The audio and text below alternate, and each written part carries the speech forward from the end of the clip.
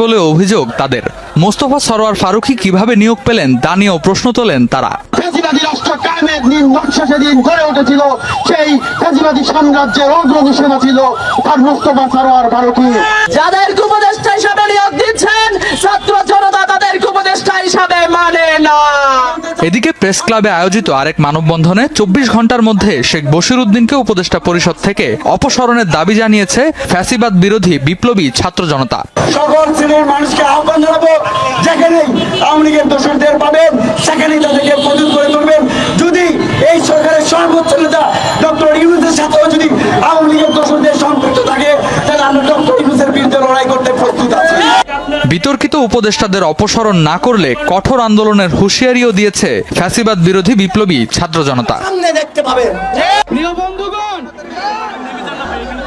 আপনারা লাগ করেন আর যাই করেন, আমাকে আপনাদের সামনে